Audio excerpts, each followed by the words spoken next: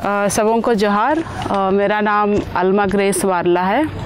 मैं उरांव कम्युनिटी से बिलोंग करती हूँ और मेरा जो गांव है उसका नाम है सिमडेगा पाइक बहाल, जो सुंदरगढ़ डिस्ट्रिक्ट उड़ीसा में पड़ता है। ये जो मेरा गांव है वो झारखंड, उड़ीसा और छत्तीसगढ़ का बॉर्डर एरिया में पड़ता है। और हमारे गांव में 2 आदिवासी समुदाय रहते हैं, उरांव और खड़िया समुदाय। मेरी पढ़ाई एक्चुअली मैं ग्रेजुएशन आर्ट्स में ग्रेजुएट हूँ और उसके बाद में मैंने 2 साल का जर्नलिज्म में पीजी डिप्लोमा की है। उसके बाद सोशियोलॉजी में एमए की हूँ।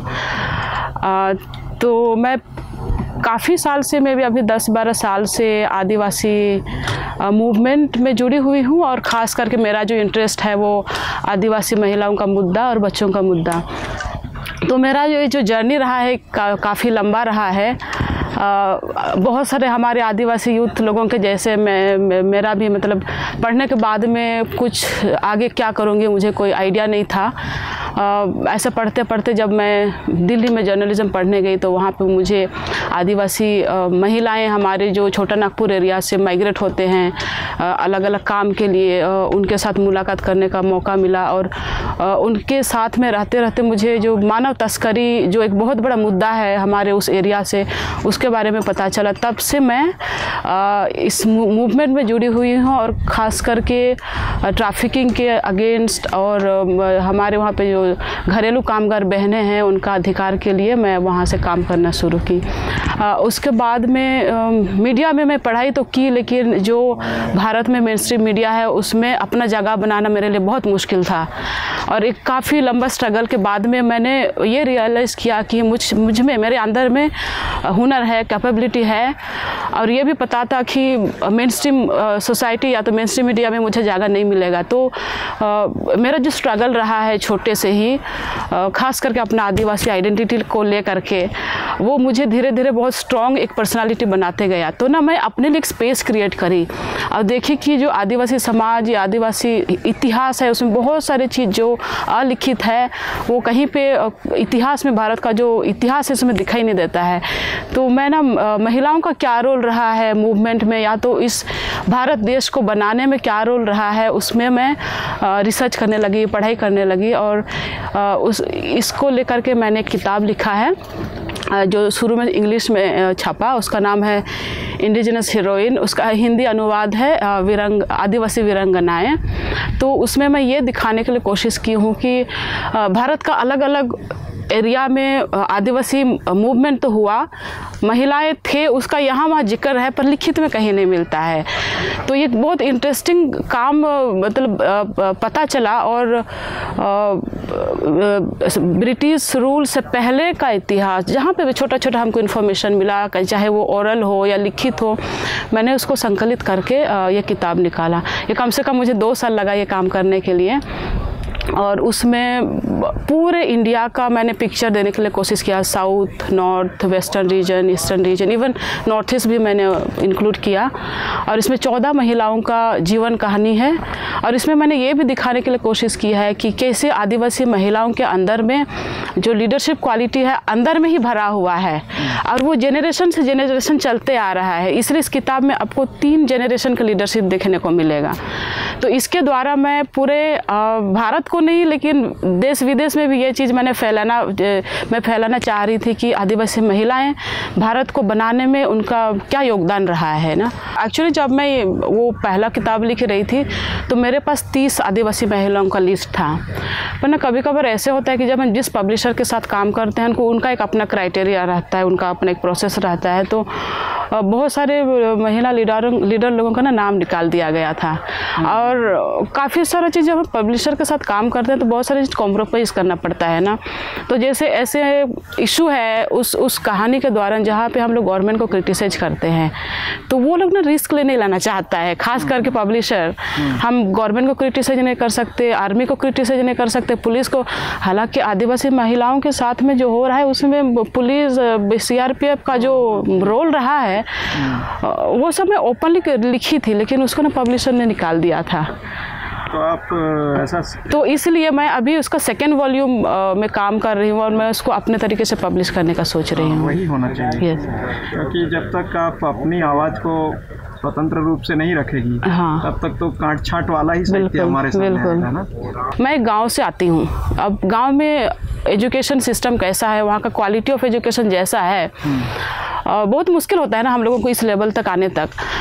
लेकिन पता नहीं वो जर्नी के थ्रू, स्ट्रगल के थ्रू में कहीं ना कहीं मैंने अपना वो जो छोटा सा हुनर था उसको मैंने डेवलप किया, और जहाँ जहाँ पे अपॉर्चुनिटी मिला तो मैं उसका पूरा फ़ायदा उठाया, और मैंने कोशिश भी किया और बहुत हार्ड वर्क भी किया है, बहुत इजी नहीं रहा है। तो जब हम लिखना शुरू करते हैं तो क्योंकि हमारे अंदर से आता है ना, और वो नॉलेज है हम में, पर हम कॉन्फिडेंस नहीं है कि उसको कैसे लिखा जाए। जब तक पेन और पेपर नहीं उठाएंगे, जब तक उसको हम लिखित में नहीं रखेंगे, ज़बरदस्ती अपने फोर्स नहीं करेंगे अपने आप को, तो नहीं आएगा। तो एक चीज़ मैं अभी क्या कि रिसेंटली मैं उड़ीसा में एक वर्कशॉप रखी थी राइटिंग स्किल के ऊपर। उसमें हम यूथ लोगों को बुलाया था जो कि कॉलेज स्टूडेंट्स हैं, जो कम्युनिटी लेवल में काम कर रहे हैं, अलग अलग लेवल का, करीब 10-15 थे। उसमें ज़्यादा तो नहीं थे, हम छोटे पैमाने पर किया था। तो ना मैं उनका राइटिंग स्किल, थॉट स्किल को मैं टेस्ट करना चाह रही थी। और जैसे हम लोग को जर्नलिज्म में सिखाया जाता है कि कैसे शॉर्ट प्रेस नोट लिखना है, जो शॉर्ट न्यूज़ कैसे लिखना है। तो जब मैं टेस्ट कर रही थी ना, तो 15 में से 10 जन का पूरा राइटिंग स्किल मुझे दिखाई दिया, पर वो लोग कभी अपने आप को मतलब सोचा नहीं कि मैं लिख सकता हूँ या लिख सकती हूँ ना। तो ऐसे मैं देखी हूँ कि हुनर है यूथ में, और मैं उनको ये सजेशन देती हूँ कि अपना पढ़ने के बाद में सिर्फ गवर्नमेंट नौकरी या तो कोई कंपनी में घुसने का मत सोचिए। हमारे आदिवासी समाज में इतने रिसोर्सेस है, इतने नॉलेज है कि हम लोग रिसर्च, डॉक्यूमेंटेशन, मीडिया, अभी मॉडर्न मीडिया, ये सारा यूज़ करके हम अपना ही करियर बना सकते हैं। तो ये क्या है कि खास करके जिनमें ये गुण है थोड़ा बहुत, उनका हम लोग को बस गाइड करना है, उनको एनकरेज करना है, और लिख सकते हैं हमारे लोग। ये लिखने का आपको कहाँ से प्रेरणा मिली? इस तरह का काम करेंगे या इस तरह का काम होना चाहिए, ये कहाँ से आपको ये थॉट कहाँ से आया था? कोई था, किसी ने कहा था क्या? नहीं, ये बहुत इंटरेस्टिंग बात है। मुझे ना अभी किताब पब्लिश करने के बाद में बहुत सारे लोग ऐसे पूछते हैं कि क्या आप लिटरेचर बैकग्राउंड से हैं, क्या आप इंग्लिश में लिटरेचर स्टडी किए हैं, या ना क्या आप जर्नलिस्ट हैं। तो वो लोग इस तरह के क्वेश्चन पूछते हैं कि कुछ लोग लिखने को एक करियर बना देता है ना, तो उनका शुरू से लिखने का स्किल होता है, पोएम लिखते हैं, स्टोरी लिखते हैं। मेरा ऐसे कभी कुछ नहीं रहा है। मैं कभी सोची भी नहीं थी कि मैं एक लेखिका बनूंगी या मैं लिख सकती हूँ। और मेरी जो पढ़ाई, मेरा इतना अच्छा मेरा पढ़ाई नहीं था, मैं बहुत कमज़ोर थी। और अब मैं बताऊंगी ना, मैं 10th में फ़ेल हुई थी, क्योंकि ना मैं गवर्नमेंट स्कूल में पढ़ी हूँ और मुझे बहुत ज़्यादा पढ़ने लिखने में ये रुचि भी नहीं था। तो वो कुछ दोस्तों ने मुझे इनकरेजमेंट किया था, और ग्रेजुएशन के बाद भी मैं इंग्लिश भी नहीं बोल पाती थी, एक शब्द भी नहीं, एक लाइन भी नहीं। और उड़ीसा में हम लोगों को ना हिंदी का भी प्रॉब्लम होता है, हिंदी और इंग्लिश दोनों इशू ना।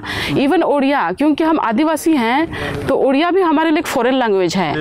तो उड़िया हो गया, इंग्लिश, हिंदी, तीनों के तीनों हमारे लिए फॉरेन लैंग्वेज है। पर एटलीस्ट मैंने पिकअप किया जो कम्युनिकेबल हो, जो एटलीस्ट मैं बात कर सकती हूँ ना। तो जर्नलिज्म में इसलिए चुना कि ग्रेजुएशन के बाद में मुझे ऐसा लगा कि मुझे ना कुछ अलग करना चाहिए। यूजुअली ग्रेजुएशन के बाद में लोग पीजी के लिए चले जाते हैं। तो मैं अपने एक मामा है, उनसे अपना कैरियर गाइडेंस के लिए थोड़ा पूछी, तो बोले कि उस टाइम में एक जर्नलिज्म नया चीज़ आ रहा था, और क्या बोलते हैं, सोशल वर्क।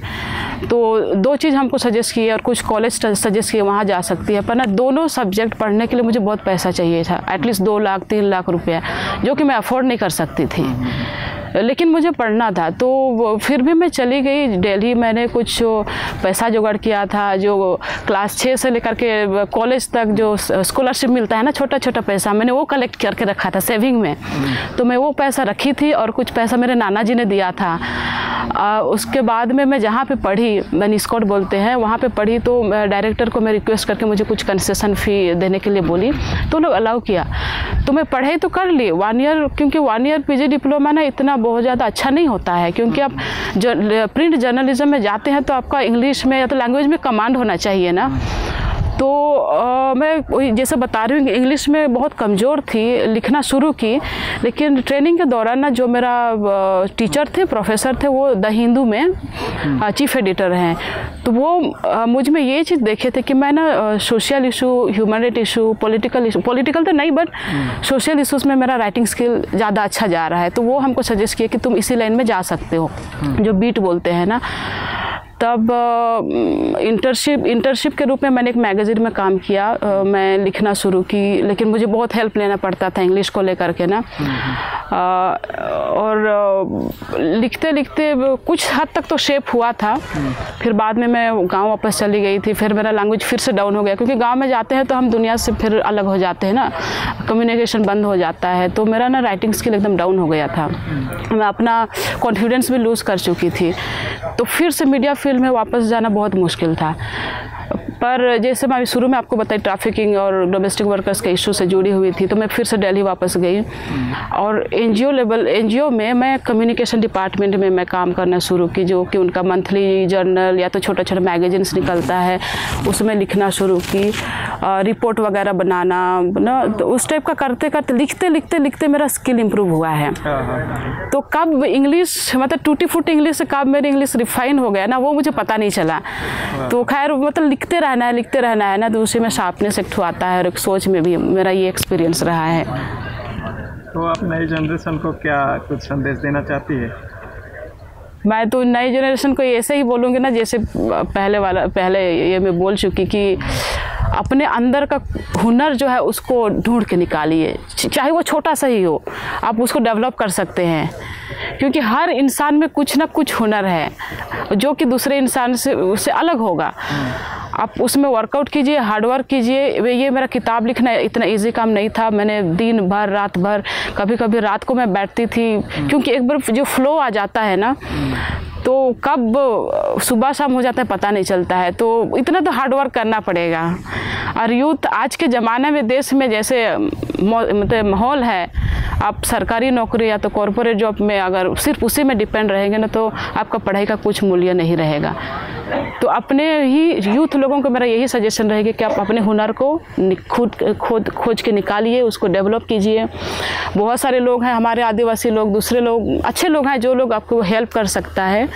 तो यही मेरा मैसेज रहेगा। आप अपने लिए क्या सपना देखती हो? मैं अपने लिए मेरा कोई सपना नहीं है, लेकिन मेरा सपना है मेरे आदिवासी बहनों के लिए कि जो लोग गांव लेवल में अलग अलग चीज़ को लेकर के जो स्ट्रगल करते आ रहा है ना, वो लोग अपना हिम्मत नहीं हारना चाहिए। और मैं जैसे गांव से निकल करके सिर्फ मैं दिल्ली तक नहीं, इतना तक कि मैं यूएन तक भी पहुंची हूं और मुझे वहां पे फेलोशिप मिला है। मेरा हार्डवर्क और जो परसिवियरेंस बोलते हैं ना, तो आप भी कुछ कर सकते हैं, आप भी बहुत कुछ कर सकते हैं। अपने आप को आदिवासी हैं बोल करके कभी छोटा नहीं समझना है। गवर्नमेंट को क्या संदेश देना चाहती है? जिस तरीके की समस्याएं देश भर में चल रही है और ज़्यादातर महिलाओं के ऊपर, ज़्यादातर आदिवासी महिलाओं के ऊपर जो शोषण हो रहा है हर तरीके का, उसमें स्टेट भी शामिल है, तो आप गवर्नमेंट को क्या संदेश देना चाहती हैं? सबसे पहले तो मैं एक चीज़ पे यहाँ पे जोर डालना चाहूँ कि आदिवासी महिलाओं को लेकर के जो स्टेरियोटाइप है, एक इमेज है समाज का, बाहरी समाज का, वो बहुत गलत है। लोग हमको अपना चेहरा, अपना रंग, हम कहाँ से आते हैं, किस एरिया से आते हैं, क्या भाषा बोलती हैं, कैसे हम लोग का व्यवहार है, कैसे हमारा खान पान है, वो देख करके एक आदमी को परखता है।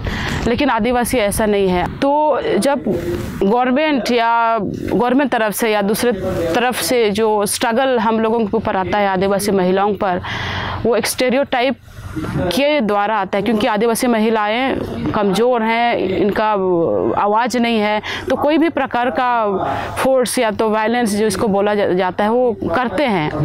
मैं गवर्नमेंट को ये बोलना चाहूँगी कि आदिवासी महिलाओं को इज्जत करना सीखिए। आपके जो सरकारी कर्मचारी हैं, जो ग्राम लेवल में काम कर रहे हैं, उनको समझना होगा कि हम भी मनुष्य हैं।